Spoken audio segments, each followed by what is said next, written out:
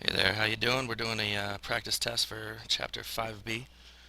Your test, whether you're studying for it right now or maybe missed class when we went over that, or maybe you didn't do so well and now you're trying to go back and do better. Hopefully this stuff will help you out. So this should be the version that you guys got in class. I'm going to run through your vocab real quick and just kind of go through there. I think they're self-explanatory. H comma K. Big thing here is that changes signs when we go to find our vertex, when we go to use things for graphing. Here, this whole thing is our quadratic formula, quadratic equation. Alright, so here, consider the discriminant, and then it even says it right here to determine your number of solutions, so this should give you an answer to one of the questions right before it. Alright, so we just need to plug into the b squared minus 4ac. A, b, and c. One thing I've been noticing is we need to not plug in x's when we're doing this. It's just the coefficients, just the numbers in front of the x's. So my b squared is going to be 4 squared minus 4 times a, which is 1, and c, which is 5. So that gives me 16, and 4 times 5 makes 20. That gives me a negative 4. So what does that mean? Well, what that means is that in my bigger equation, we get the blah blah blah plus or minus square root. Our square root is going to be a negative 4. Well, when we do a square root of a negative 4, what happens? I happens.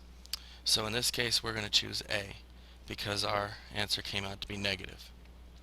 If it was one solution, that would mean that we came out to be 0. That would mean our square root was 0. Plus or minus 0 doesn't do anything. So that's why we only get one solution that way. Two regular solutions is when it comes out to be positive. If this was a positive 4, we'd have to do the plus or minus 2 and carry on from there. So those are your different solutions to your different types. Negative means 2 imaginary, 0, 1 solution. Positive means 2 regular, normal, real solutions. Performing our indicated operation, this just means combine your like terms. 5 minus for this one, and then minus 2 for this one. That becomes plus, and I get a 7. So already we're canceling out 2 choices. My I got 4i minus I. 4i minus 1i leaves 3i. Well, is that positive or negative? Well, it's positive. 4i minus 1 is positive 3. Gives us D for our answer there. Alright, solving by completing the square. First thing that we're always going to want to do here is subtract our 40 over to the other side. So that gets us x squared plus 4x equals negative 40. So I like thinking about, hey, what's half of 4? Plus 2. So that means that 2 squared is going to be what I need to add here and here. 2 squared is back to 4 again. That's just a coincidence. Negative 40 plus 4 leaves me with negative 36 on this side. The whole reason that we're doing this process is so that we have something squared on the left side. Now we can take my square root of both sides and just get x plus 2 here equals. Now my square root of 36 is going to give me plus or minus 6, but since there's the negative sign here, that means I also get I. So I got x plus 2 equals plus or minus square root of, or just plus or minus 6i. Last thing to do is to subtract 2 from both sides, so we get a negative 2 plus or minus the 6i, and that's looking like answer choice B. Negative 2 minus and negative 2 plus are 6i. They're split up. Alright, everybody's least favorite problem on the whole test probably. We got to multiply by our complex conjugate. 5 minus 4i, I need to make that a plus. In order for this to work, my symbols here and here have got to be opposites. And since I'm multiplying the bottom, I have to multiply my top as well. Now my bottom, since it's a plus and a minus, and they're both the same numbers, what that means is I can just do 5 times 5 is 25, minus 4 times 4 is 16i squared. Now my top, that I need to do a little box method for. So we're going to work that out over here on the side. I'm betting that box is too small. Let's go a little bit bigger. Alright, so I got 6 plus 3i here, and my 5 plus 4i there. Gotta fill that in real fast. So just multiplying through my box method stuff, doing old school work from last unit. And that's going to give me a 30 on top. My 15 and my 24 are going to add together, make, what's that, 39. And then my plus 12i squared. So hopefully what we remember about I squared is that I squared is really negative 1. So both of these are really just a negative 1, which means that they are going to change that little sign in front of their number. So I'm going to rewrite all this down here below. We're going to get 30 plus my 39i. Instead of plus 12, I'm going to write minus 12. Here, instead of minus, I'm going to write 25 plus 16. So now we're going to collect our like terms. The bottom, we're just going to add those together. That gives me 30, 41. Well, that feels good because that's the number I see over here, so I feel like I did something right. Now 30 minus 12 is going to leave me with, what, 18? And my 39i has not gone away. Now, this feels like we're pretty close to being done. Is there anything that goes into 18, 41, and 39? Nah, we're not simplifying that, so all we do is we split it into our two separate fractions, which is where we get C for our answer here. 18 over 41 on its own, and then 39 over 41 with the I on the back. So just splitting up that fraction into two. And that gets us our standard form, which is what it's asking for up here. Alright, simplifying, write that in terms of I. So I gotta think about what multiplies to make a 294. Oh goodness, maybe that's gonna have to be 2 times, I don't know, what's that, 147? Well, what multiplies to make 147? I don't know. Let's see, I think 3 goes into that. 150, that'd be 49. 3 times 50 would be 150, and 49 just happens to be a 7 and a 7. So our 7's going to get out. It was negative, so we put an I on there. And then my 2 and my 3 don't have any partner, so 2 times 3 makes 6. So I get 7i root 6 right here. Things that we can kind of just eliminate, whether we knew how to simplify this or not. Negative here means I, means both of these have to be wrong. Negative here does not mean that a negative is going to come out of my square root. So that can't be the answer either, and that leaves this one as the only one that's a possibility. There's an I and it's positive. Pick that one, please. Just pick it. Alright, so multiplying here, this means box method. 2 plus 3i, 2 minus 3i. Hey, look at that. We got our plus minus thing going on. Well, what happens when we fill this out?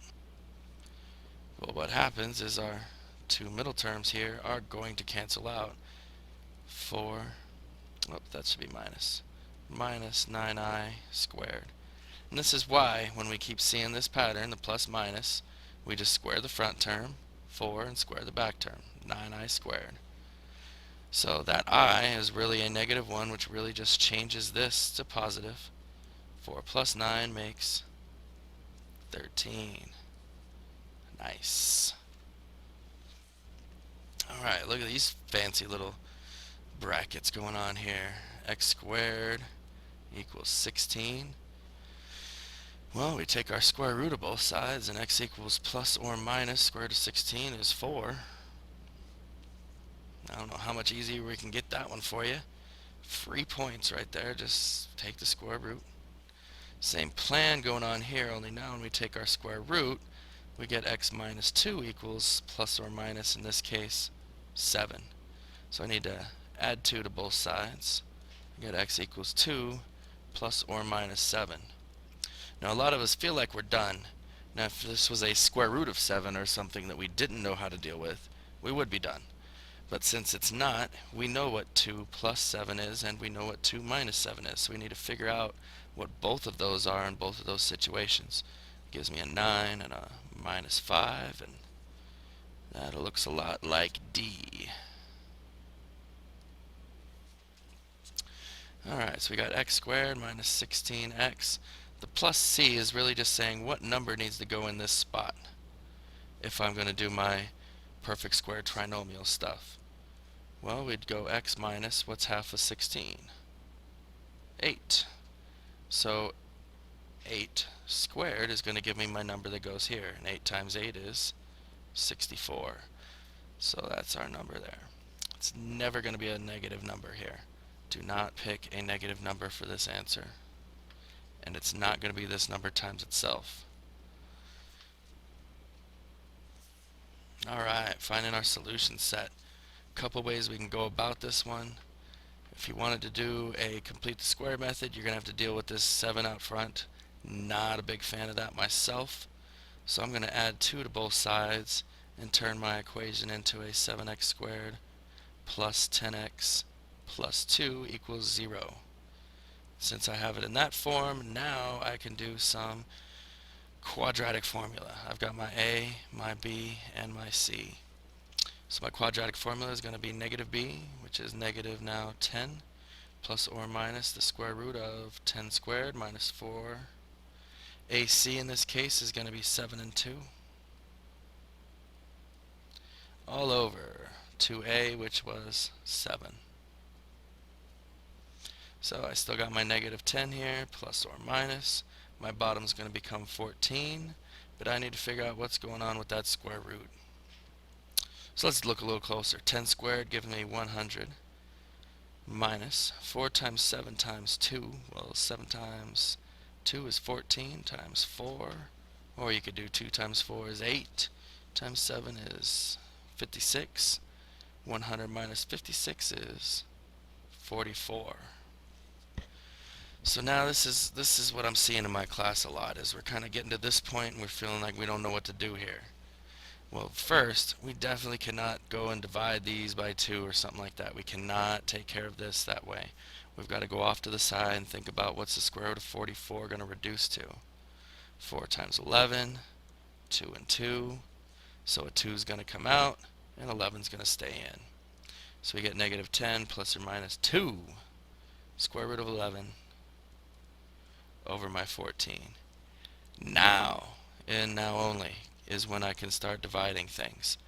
10, 2, and 14 all have the 2 in common, so we're going to divide them both by 2.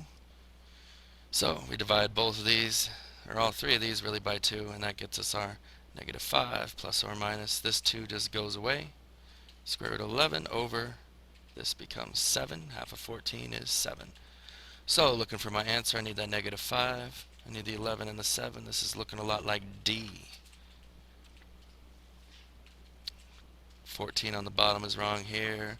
10 in the front is wrong. And 39, I don't even know where they got that from. Some kind of crazy mess. So D there.